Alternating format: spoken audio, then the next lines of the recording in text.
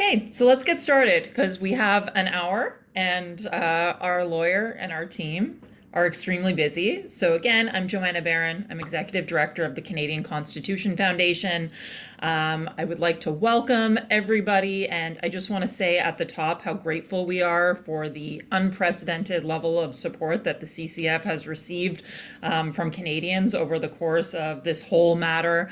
Thank you for watching our YouTubes. Thank you for subscribing to our emails. Thank you for your notes. Thank you for your support, financial and otherwise. Obviously, this country has seen extraordinary infringements of rights over the last 8 months or so, really over the last 2.5 years. And so it means a lot to know that there are Canadians who truly care about freedom and our constitutional rights.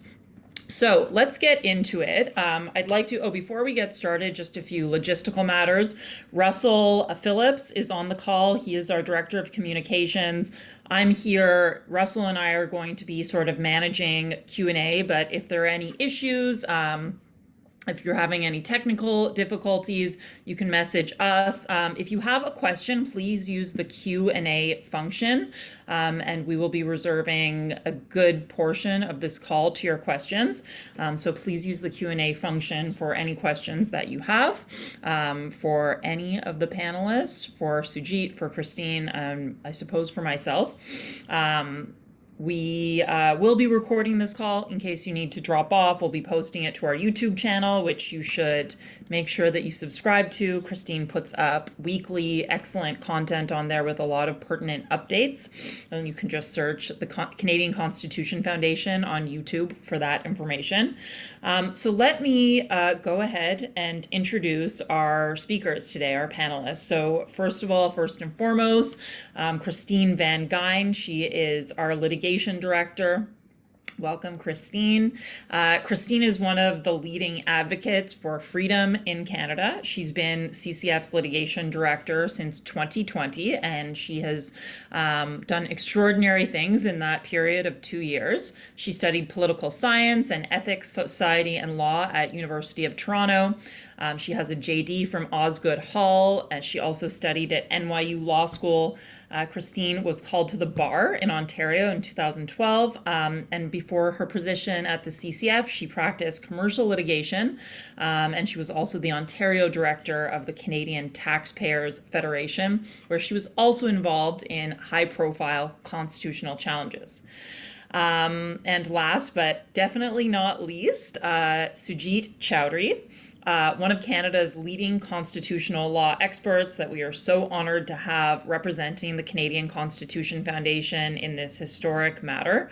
Sujit has a broad public law practice on constitutional law questions, as well as administrative law, public international law, international human rights law. He frequently has appeared in counsel in the Supreme Court of Canada, including in the Charcouy case and both of the Cotter matters to do with Guantanamo Bay. He is a scholar who has published over 100 articles, book chapters, papers, and reports. His work has been frequently cited by the Supreme Court of Canada, as well as other courts across Canada, and he has a broad public law litigation practice based here in Toronto. So with that, I will pass it over to my colleague, Christine, who is going to be discussing with Sujit and sharing some updates about our Emergencies Act litigation. And then we will turn it over to audience Q&A. And once again, if you just joined, please use the Q&A tab, as I see several of you already are doing. So thank you. Hi, thanks so much, Joanna, and welcome everyone. As Joanna said, this is the town hall where we're going to be discussing our case challenging the federal government's use of the Emergencies Act in response to the 2020 Freedom Convoy, something that we say was an abuse of power, that it was illegal, that the regulations under it were unconstitutional. Now, we're going to talk about sort of the background of the case, but I think a lot of you who are watching already know about the background. So what we want to focus on is some of the updates of what has been going on more recently. And there has been a lot of procedural back and forth with the government, first withholding access to the documents that were supposed to provide this mysterious explanation about why they invoked the extraordinary law, the Emergencies Act. So the government first said they would withhold access to these documents. They then reversed course and said, we will give you access to the documents. And we have now received a lot of these documents that we've requested, but with heavy redactions. So today I want to go through with Sujit what some of these new developments are and to answer questions that you, our supporters, have about the case. And Joanna has already introduced Sujit, but I'd like to add that he is one of the most talented, professional, and principled lawyers that I've ever met. And he is an absolute pleasure to work with. And I think that the government should frankly be really scared that he is representing us in this case. So we are so fortunate to have him representing us. So thank you, Sujit, for everything that you have been doing on the case and for being here today to answer our questions and keeping everybody in the loop. So as I said, I'd normally start at the beginning, but since everyone is pretty familiar with the background, I want to talk about the new development which relate to access to these documents that explain why the government invoked the Emergencies Act in response to the Freedom Convoy. So let's start with that, Sujit. What exactly are the documents that we have been seeking from the government and have now obtained? Sure. So basically, the documents we've been seeking from the government fall into three categories. And the first category is the advice and the recommendations that were made to a cabinet committee called the Incident Response Group and to the cabinet itself regarding the invocation of the Emergencies Act. The second set of materials are the minutes of the deliberations of both the cabinet and the Incident Response Group. And the third set of documents relate to the decisions or the record of decisions of those bodies. And so we're looking for all three types of documents. And at this point, we really don't have much of any of them. So how are these documents supposed to help us assess the legality of the government's use of the Emergencies Act? How do they contribute to the case? So the basic role of the court in this litigation is to ensure that the federal cabinet acted lawfully and constitutionally in declaring a public order emergency and then in issuing the economic emergency order and also the emergency measures, regulations. And the only way a court can do that is to see all the submissions that were made to cabinet and the evidence that was presented to cabinet that would justify it triggering the Emergencies Act. And without that evidence, the court has one hand tied behind its back because it can't properly exercise its constitutional responsibility to ensure that the rule of law is complied with. So I said at the beginning that we have received some of these documents, but that they have been heavily redacted. So what can you tell us about what we've received and about the redactions in the documents that we do have? Sure. So of the three categories of documents, let's call them the inputs, the deliberations, and the outputs. We received last Monday heavily redacted versions of the deliberations, and they have been redacted pursuant to the assertion of what's called a privilege, which is a legal right that the government or a party can have to keep certain information confidential. And there are three kinds of privilege that have been asserted here by the government. The first is with respect to cabinet confidences. The second is with respect to matters of national security. And the third is with respect to solicitor-client privilege. And the redactions are extensive.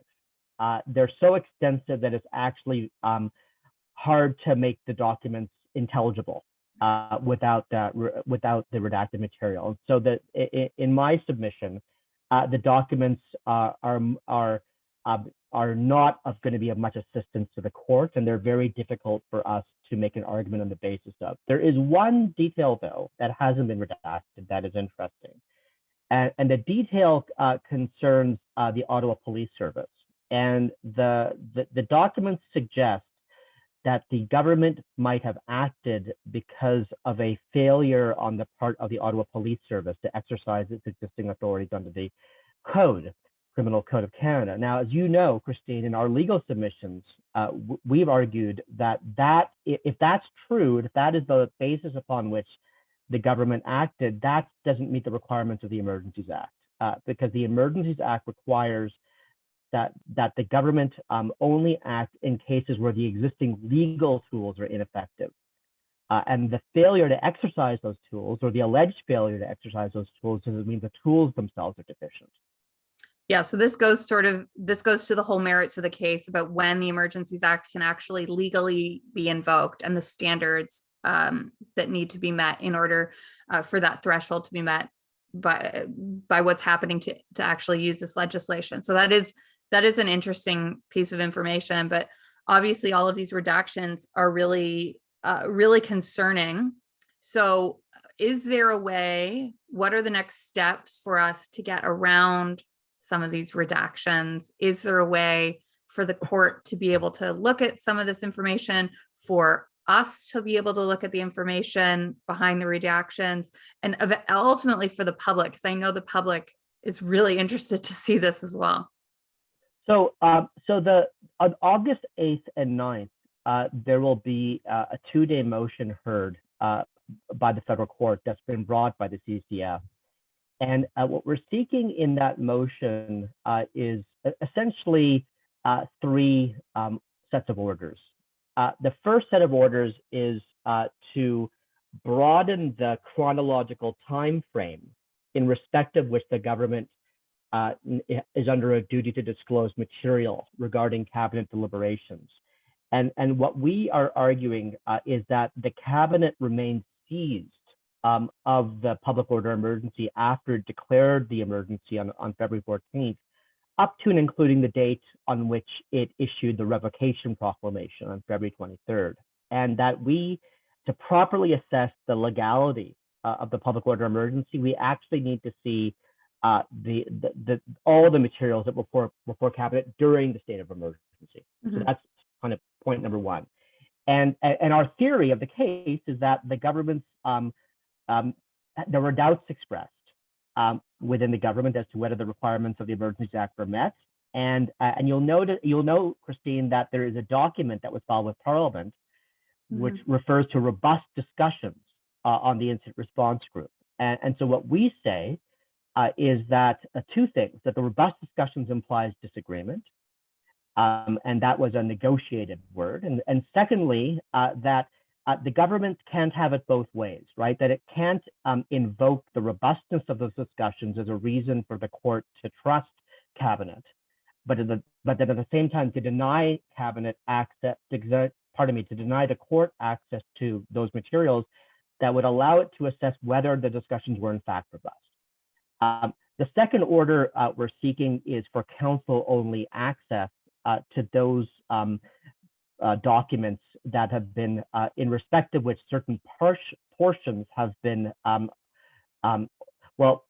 in respect of which over which certain portions cabinet privilege have been asserted. And the third, and this is a bit of a new development, is that we're now seeking for the court to appoint an amicus curiae to have access to the unredacted records in respect of national security. And let me explain what an amicus is, because it's a bit of it's an unusual procedure. So there are some areas of Canadian law where the court will appoint a lawyer who does not represent the parties, but who represents the public interest.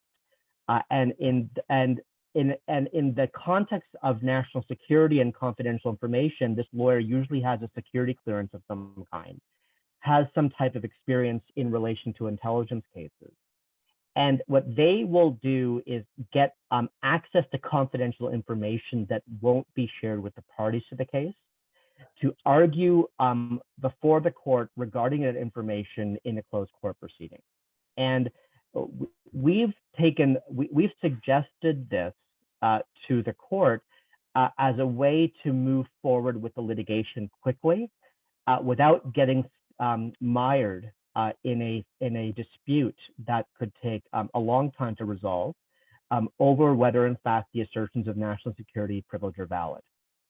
And in making that proposal, we're following the example of the Rouleau Commission, where, as you know, the CCF has also been granted standing, and where I'm acting for the CCF as well. And what Justice Rouleau has created is a mechanism for in-camera hearings to review certain types of evidence over which national security privilege has been asserted, where the parties wouldn't be present, but an amicus curiae would. And the goal here of having the amicus appointed is to make sure that the government's case is tested in an adversarial process, where there is the government's lawyer, another lawyer who is not there for the government, and a judge. And even though it won't be us, it is it's an established way of litigating national security matters, and we think it's an appropriate mechanism in this case. And so just to pull back a little bit, for our listeners who don't know all of the terms, the Rouleau Commission is the public investigation or commission that's looking into the use of the Emergencies Act. It's a commission that's required to be called by law, and it's run by Justice Rouleau from the Ontario Court of Appeal. And so kind of there's these two procedural ways that we are saying this evidence can be tested, that it can be brought before the court. That's through counsel only access. And that would mean, can you clarify, that means that the Canadian Constitution Foundation's lawyers and the government lawyers would have access to the documents, but we, as an organization, I wouldn't be looking at the documents, and we wouldn't be able to share those with members of the public. Can you explain a little bit about why a procedure like that is helpful, even though I know so many of our viewers really want to see what's in these documents as well? No, I understand. So counsel only access means that the lawyers for the parties receive documents that are unredacted on the basis of a confidentiality undertaking to the court. And what that means is that if we're granted the material on that basis, I can't share it with you. I can't share it with Joanna, even though you are both my clients, and you instruct me in this case. But it's and for the same reason that the unredacted material won't be filed in the public court record, and the public won't be able to see it. So the counsel only access compromises the normal rule in Canadian litigation, which is the open court principle, which is that everything in court is an open document, it's filed in public, and anyone can see it. And the reason why we're seeking counsel only access is to acknowledge the fact that governments have a legitimate interest in maintaining the confidentiality of cabinet deliberations. And where we disagree with the government is in their insistence that interest prevails over all other interests, and can't be. There is no middle ground. And what we're saying is that, well, there is a middle ground which protects confidentiality, which is to provide these materials to counsel, who then have a duty as officers of the court to keep it confidential, but who nonetheless can because they have access to the materials, can then argue before the court in a properly adversarial proceeding on the legal issues before it. So, and can you explain a little bit more about the role of the amicus curiae? So, and how that approach is different from the counsel only access, because in that, using that procedure, even you wouldn't be able to access those documents. That's true. And so the amicus curiae is a lawyer who does not work for one of the parties. So doesn't work for the CCF or the CCLA or any one of the other organizations intervening, or does not work for the government. They're appointed by the court. And amicus curiae is Latin for friend of the court. And so their duty is to provide an honest, objective assessment of whatever question has been posed to it. And so the court has developed a practice in the national security context where Section 38 privileges have been asserted by the federal government, of appointing an amicus curiae to assist the court in assessing whether the claims of national security privilege are valid. What we're arguing in this case is that the amicus curiae's role should be to actually argue, to see the evidence and be able to make submissions as to whether, based on that evidence, whether the government has acted lawfully and constitutionally.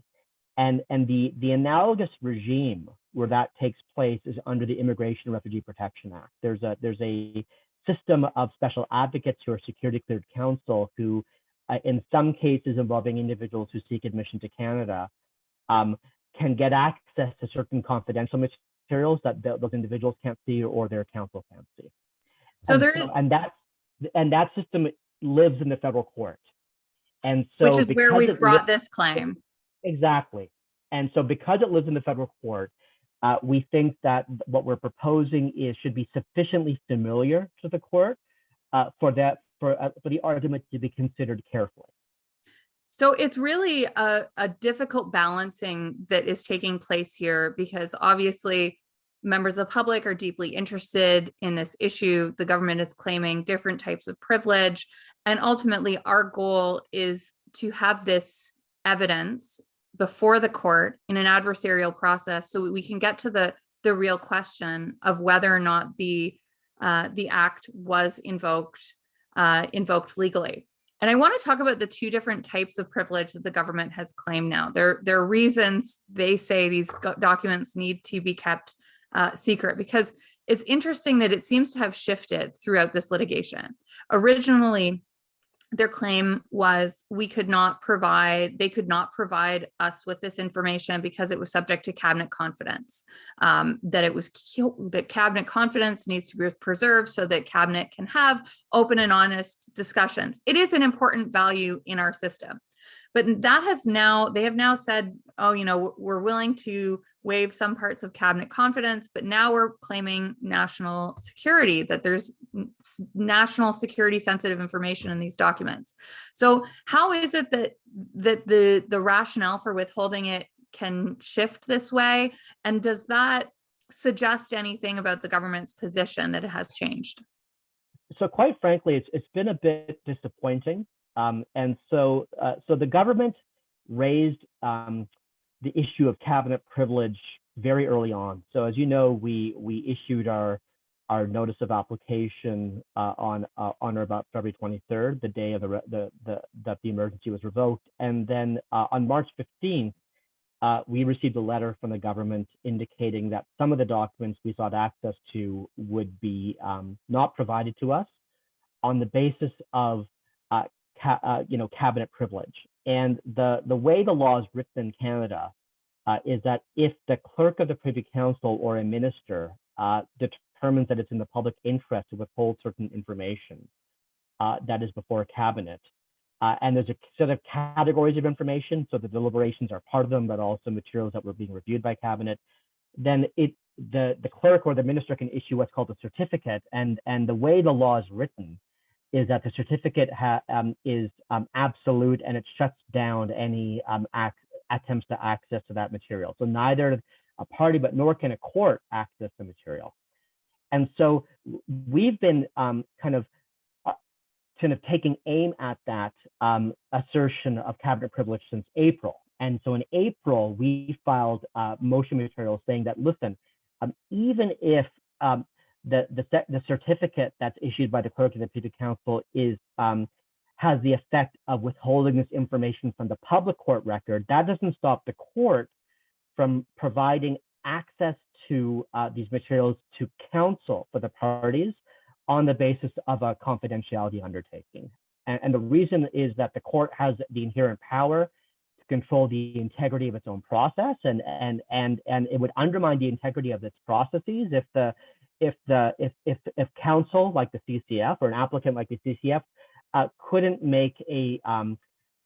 argue in an adversarial proceeding that the government had acted lawfully and unconstitutionally, or unlawfully and unconstitutionally, on the basis of a full record. So that's the cabinet argument. And just maybe to anticipate something you might ask, Canada is very unusual in the scope of cabinet confidence. So the idea of cabinet confidence is a common law doctrine that originated in the United Kingdom, and then has spread to other former British colonies. So it's present at Canada at the federal and also provincial levels, also in New Zealand and Australia, and in every other of those jurisdictions.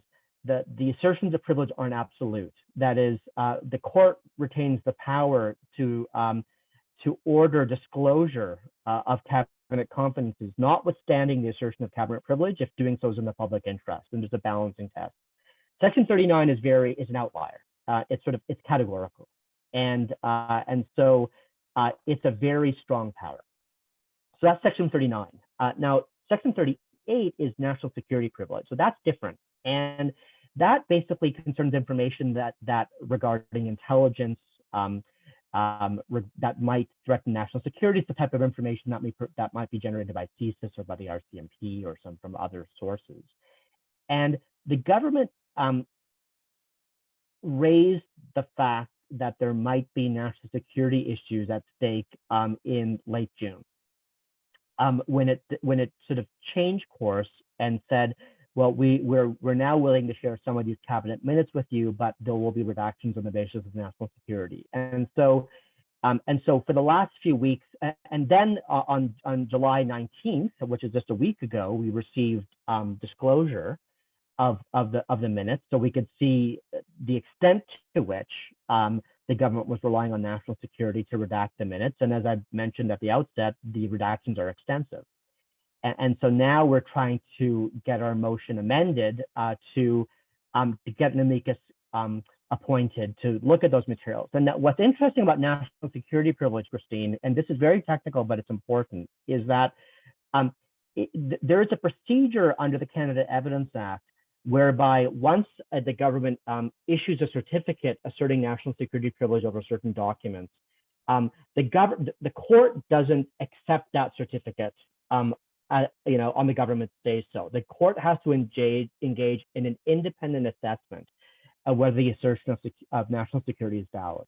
And we, for strategic reasons, decided to not at this point, but we're keeping all of our options open, but not at this point challenge the assertion of national security privilege, but rather to get an amicus appointed to review those materials. And the reason is that we want to move forward quickly. And we want the case to proceed in a timely fashion. And if we're to get caught up in a massive debate with the government over national security privilege and whether it was validly asserted, we can be in court for months before we ever get to hearing the merits, before the court can hear the merits of the case. And of course, the reason why we're there is for the court to rule on the legality and the constitutionality of the government's actions in declaring the public order emergency. So one of the things that this all comes back to, and it has been so frustrating for all of us involved in the case, is this sort of circular argument by the government that that they don't have to provide us with these documents. And we're trying so hard to get around this in whatever way we can in order to get them before the court. But what's frustrating to me is the government's position on on keeping this information secret from the public, even from the court. How can the court properly ever do its job? How could the court ever assess whether this extraordinary legislation was used properly if the government will continue to keep the information related to the justification secret? It seems so circular to me and frustrating. And I think the shifting terrain has been challenging. I think part of the reason for the shifting terrain has been the Rouleau Commission and it's getting access to some of those materials. And so I think that's generated changes in the government's position. If I can infer, but it has been difficult for us, to be frank, because I think that it would have been better if the government had asserted all these forms of privilege at the very outset in March, and then we would probably be further along. And so one thing we've sort of said to the court is that, at some point the government has to pick its case or pick its lane and drive in it. Mm-hmm. It's not fair to the judicial process for the government's case to be ever evolving. And so, and that's an argument I think we will make with increasing stridency as we move forward, because at some point, the court, that we have to call it, right? We have to say, this to the record, these are the claims, these are the grounds upon which the government is saying that the information can't be shared, and the court has to rule. Because my concern is that if the government's position on what is confidential, what it's not, continues to shift, that will lead to a series of adjournments. And we've already adjourned the motion to hear on cabinet confidences twice. That would push the hearing well into the fall. And that's not something we're able to accept. So let's talk briefly about the Rouleau Commission, which is the public inquiry into the Emergencies Act, and the government's use of the Emergencies Act. It's actually a commission that is required by law to be called. It's not like the government is doing this out of the kindness of their heart or a fundamental belief in accountability. They're required by law to call this inquiry. So just briefly, is the inquiry going to have different tools available to it than a court procedure? And how does the court, the judicial review that we're bringing, how does that interact with the commission, the inquiry? So, sure. So it's an excellent question. So the purpose of the so legally speaking, the purpose of the inquiry is a little bit different, right? It's not a court of law making a ruling upon whether the government has acted lawfully or constitutionally, and so it won't. But it does have to assess whether the requirements of the Emergencies Act were met. And the fact that Justice Rouleau is a very senior member of the Ontario Court of Appeal and is being assisted by a very capable team of commission counsel suggests that he will approach that task with considerable seriousness and great energy. And so what I can tell you about the Rouleau Commission, first of all, just in terms of how it's going to work, is that the CCF has been granted standing, as you know, and I am honored to be representing the CCF there as well as in the federal court proceedings. And we've been informed that there will be public hearings in September and October, and those will take place over as many as 40 days. We don't know yet what the schedule is because things are moving quickly. And so, but what's interesting about the Rouleau process is that there will be both public hearings, but also in-camera sessions, where if the government makes assertions of what's called public interest privilege or national security privilege, then the Rouleau Commission can go into closed session and assess whether those assertions of interest or privilege are valid, and can also appoint an amicus. So they have tools that, in essence, we want the federal court to have as well. And so one of the arguments we're making to the federal court is that the Rouleau Commission has developed a flexible set of procedures that take seriously important government interest and confidentiality. And to be clear, no one's questioning that there are times when governments must keep information confidential and can't disclose that information in the court of law. That's no one's disputing that. I think the disagreement is over whether there aren't other mechanisms that respect that interest while at the same time ensuring that courts can do their job. And so the Rouleau Commission has said, well, in order to do our job, we are going to create this process for reviewing confidential materials. And so we'd like the court to do the same thing. The Rouleau Commission has a report in the spring. Under the Emergencies Act, the Rouleau Commission has to report within a year of the proclamation of emergency being revoked. So that's February 23rd. And so it has a lot of work before it. And we're anxious to assist the commission to get access to as much information as possible, and to support the commission in its work, so it can assess whether in fact the requirements of the act were met or not. Yeah, so for context for our viewers, 1 year for a public inquiry may seem like a long time, but it is like lightning speed in terms of how it compares to the length of time it takes for other public inquiries. I mean, consider the inquiry into what happened with the mass shooting in Nova Scotia that has taken years to get even started and underway. I just have one last question before we're going to turn to the audience for some questions.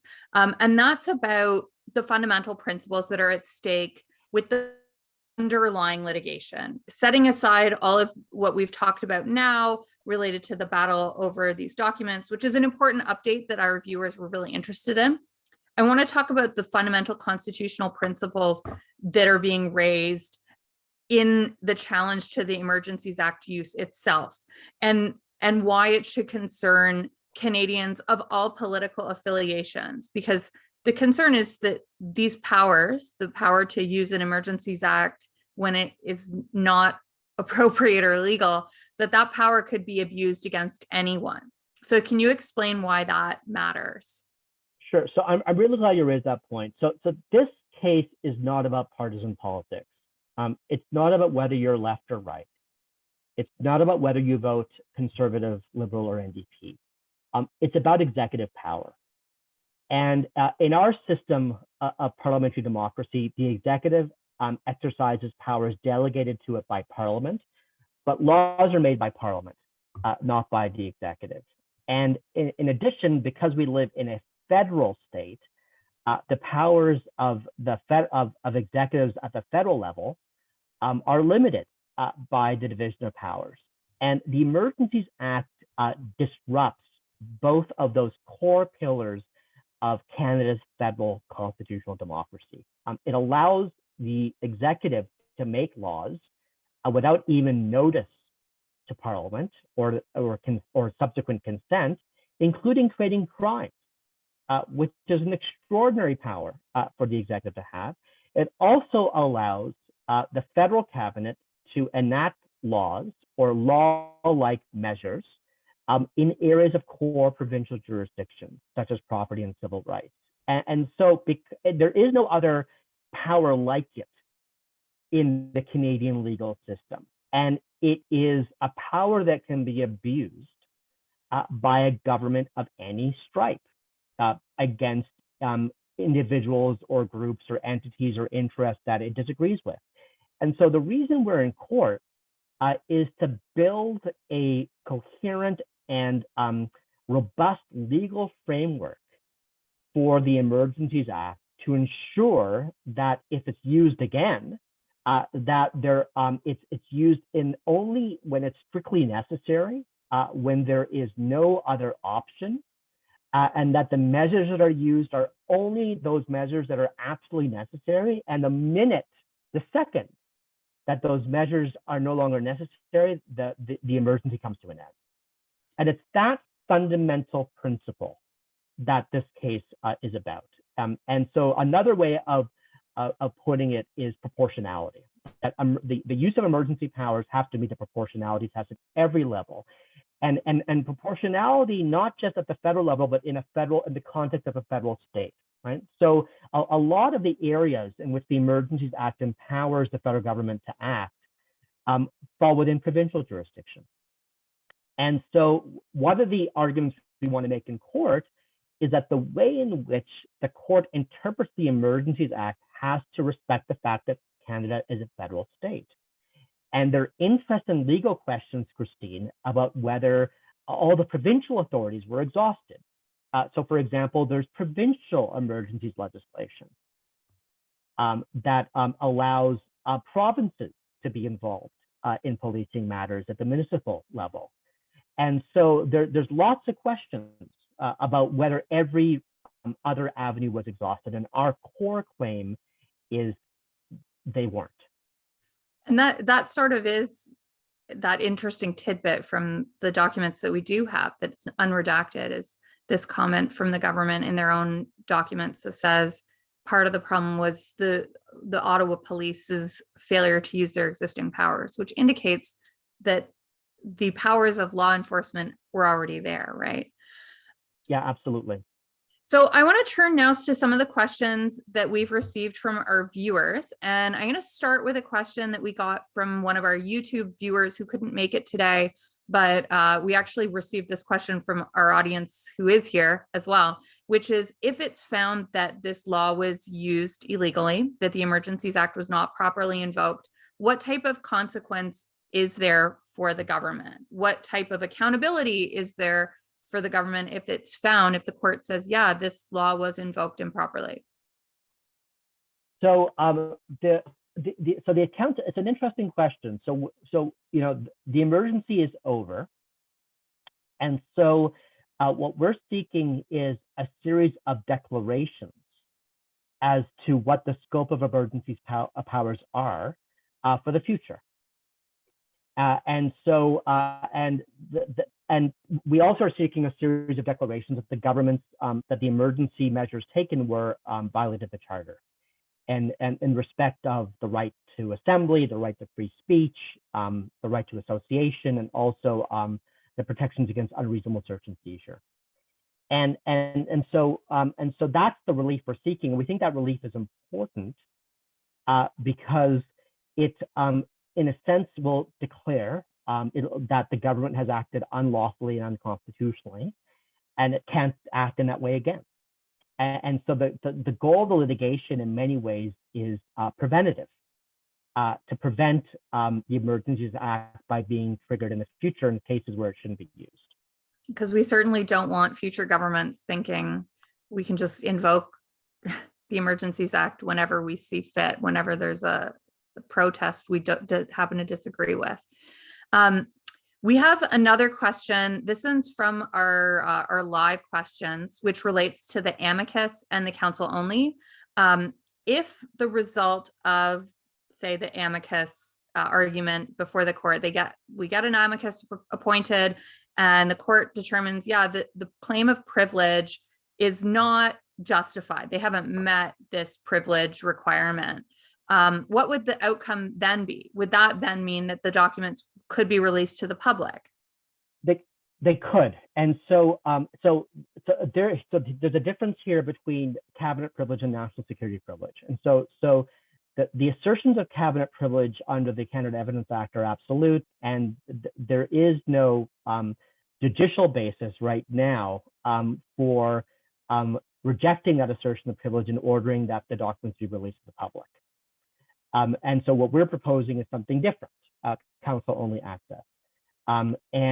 But with respect to national security privilege, it's certainly open to the federal court to review and to reject the assertions of national security privilege if it concludes that they're not valid. And we're not ruling that out at all at this stage. What we're suggesting, though, is that a streamlined approach would be to get an amicus curiae into the case, to have access to those materials so that we can move forward to the main issue, which is whether the government has acted lawfully and unconstitutionally or not. So then a related question from the same question was, what will this mean for the main hearing, which is the one that we're hoping to take place in the fall? How much of that, if there is an amicus and there's these continued deliberations over privilege, how much of that hearing on the merits could the public actually have access to? Oh, that's a great question. So I think a lot. I mean, the thing is, and just to be clear, and I wouldn't want our viewers to misunderstand. We have a very strong case against the government based on the material that we have already, and that case is a matter of public record. Our notice is a matter of public record. Our written representations are a matter of public record, and we think that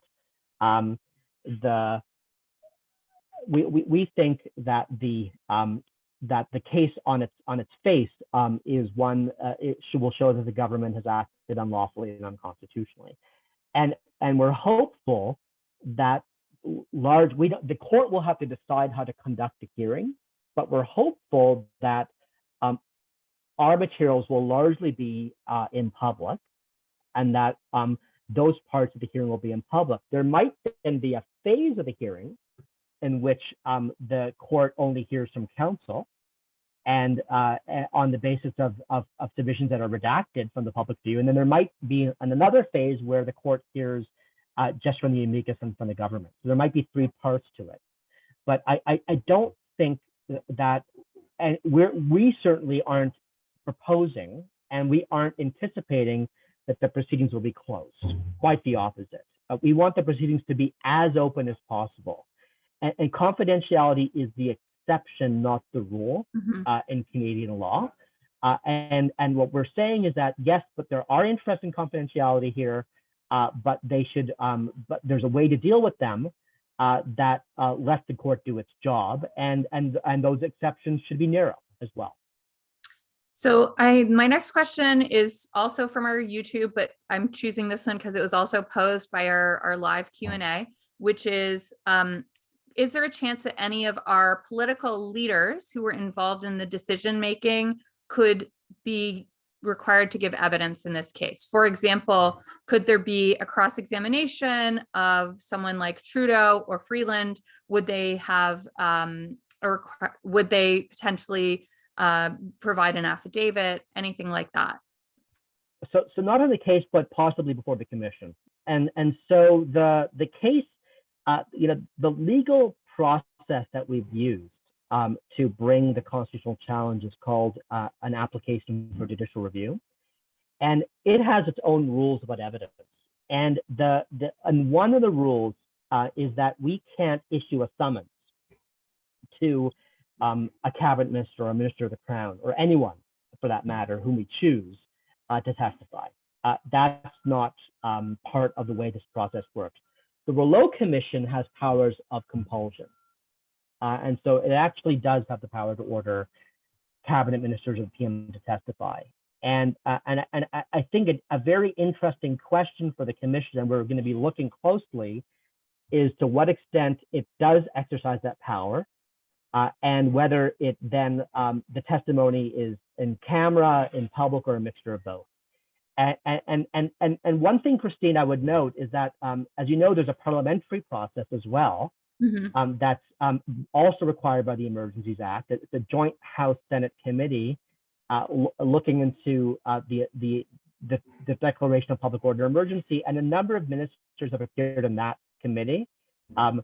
Minister Freeland, Minister Blair, Minister Mendocino, and then the Attorney General. And what we've been quite struck by reading the testimony are the inconsistent explanations provided for the legal basis for the act and whether in fact the police asked for the act to be invoked or not. So the Minister Mendocino initially asserted the police asked for this act, but then he had his deputy minister walk that back. Sorry about the noise here.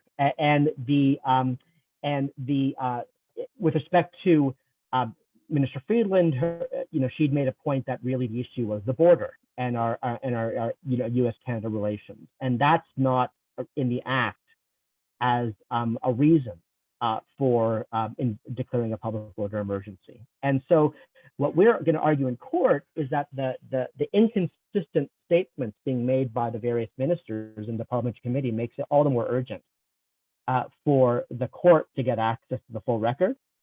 But I also think it does raise great questions about whether Justice Rouleau will order some of these ministers to testify, and we're looking forward to seeing whether he does.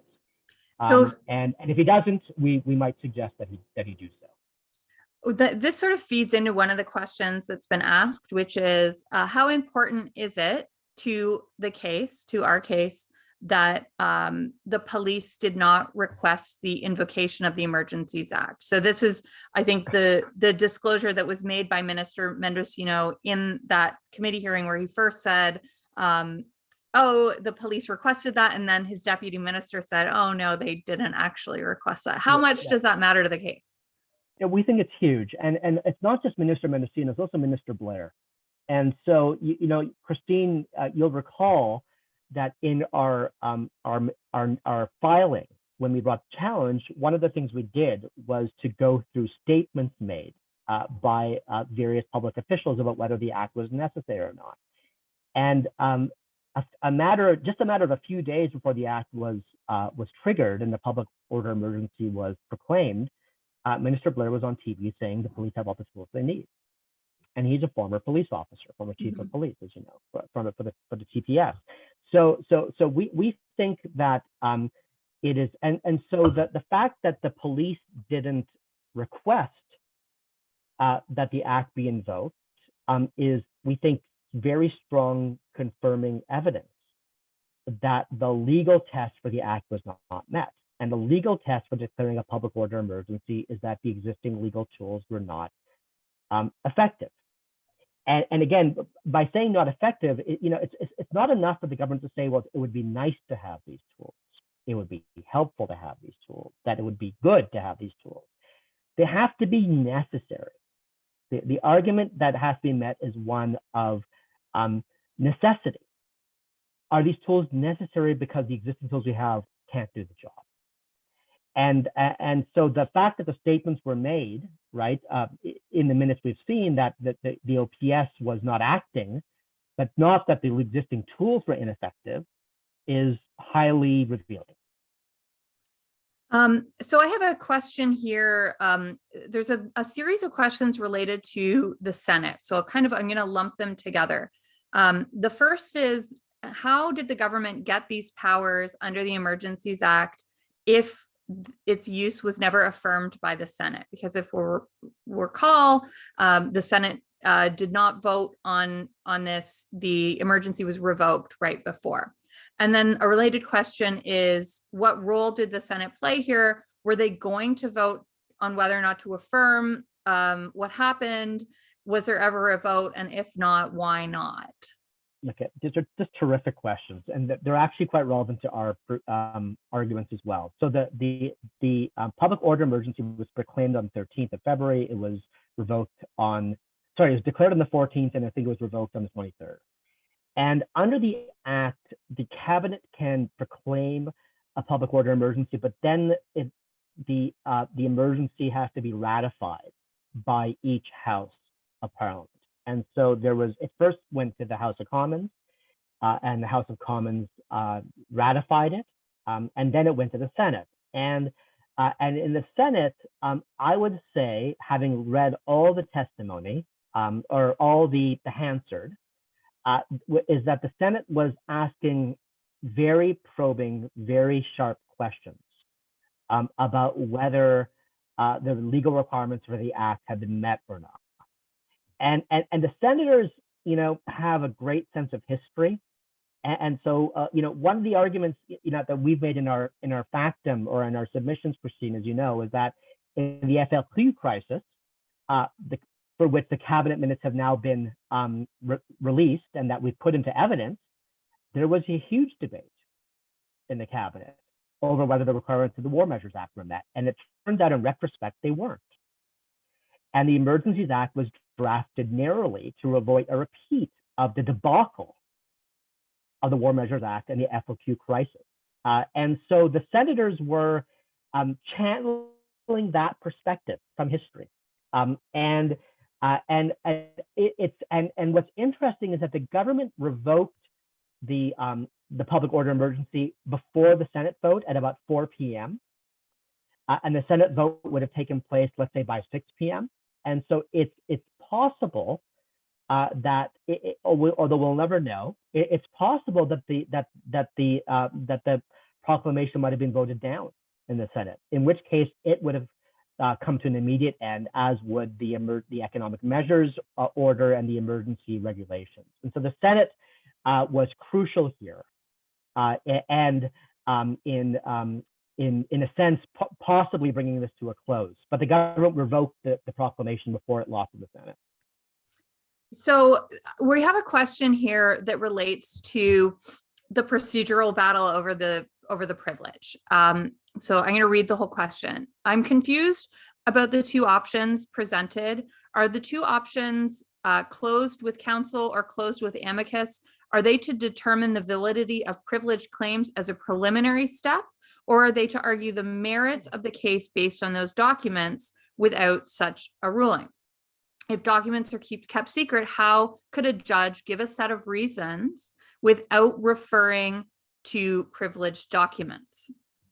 Good. So this is an excellent question, and I'm very sorry if I've been unclear at any point. This is a lot of inside baseball, and it's basically my life right now. And so it's all I think about. And so look, there is. So let's look at the two different types of documents. Okay, so there's the cabinet privilege and then there's national security privilege. So the two types of privileges. Okay, so with respect to cabinet privilege, we are arguing for counsel only access. And what that means is that the counsel and the judge would see the unredacted documents or documents without redactions that are there because of cabinet privilege, and that the judgment then could conceivably have two versions, right? There could be a public version with some passages redacted and then in a private version that's unredacted. And that's not without precedent. There are cases in the federal court system, usually relating to CCF, so CCF wiretap cases, where there are two sets of reasons. A public set of reasons with some redactions, and then a private set of reasons that which is unredacted. And so with respect to the national security privilege, the normal thing for the federal court to do would be to assess the validity of the assertion with the assistance possibly of an amicus. Okay, we're not ruling that out, but we're saying that in this case, to keep the train moving forward quickly, we're willing to park that option for the moment and to let the amicus argue on the merits based on access to the full record, including those parts of the record that are shielded by assertions of national security privilege, whether those assertions of national security privilege are valid or not. We want to bracket the question of their validity. And the reason is this, that we think there is, if we're interested in legal accountability, it's important that the merits be heard sooner rather than later. And if we decide, there is a risk that a dispute over the validity of assertions of privilege could mire the case in the federal court for months, with the ultimate issue of constitutional principle not being addressed in a timely fashion. And so it's for strategic reasons that we think that using the amicus in this way is the best approach for now. But we can also change our approach. So we've only got 3 minutes left. So I want to close with one last question, which we've had a number of people writing asking how they can support the case. And the answer is to go to the ccf.ca/donate. That helps us with all the legal fees that are associated with the case. But one of the questions we always get, and I have already received multiple questions about this today, if people donate to this case, is there a risk that their bank accounts will be frozen? The answer, I can already tell you, is no. But Sujit, do you want to address that? And maybe briefly about the concern that this has created about financial chill. Of course not. Of course you can donate to whatever charitable cause you want, including to the CCF if it's leading a challenge. And no, there is no risk that your bank account will be frozen for two reasons. First of all, that the powers to freeze bank accounts that were issued pursuant to the public order emergency have been revoked. So that power doesn't exist. But more fundamentally, even if it were still enforced, your donation wouldn't be governed by it, or wouldn't be, that is, your donation to a charitable organization seeking to pursue legal accountability in the Canadian courts is not in any way violate or engage in supporting the activities that were prohibited by under the public order emergency. But the fact that there is this question, and we know, Christine and Joanna, that in the midst, at the very early stages of the litigation, you receive lots of questions about it.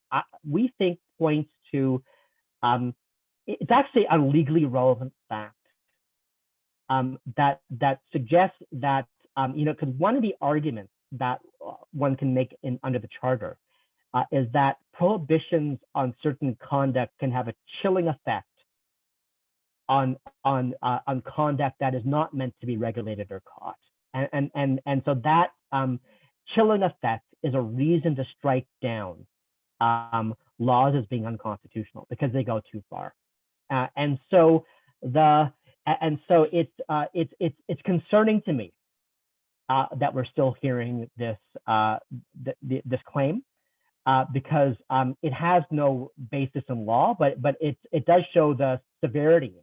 It does show the extraordinary power that the government has under the Emergencies Act, and it really makes if anything, it means that the litigation is even more necessary to make sure that this type of chilling doesn't happen again in the future.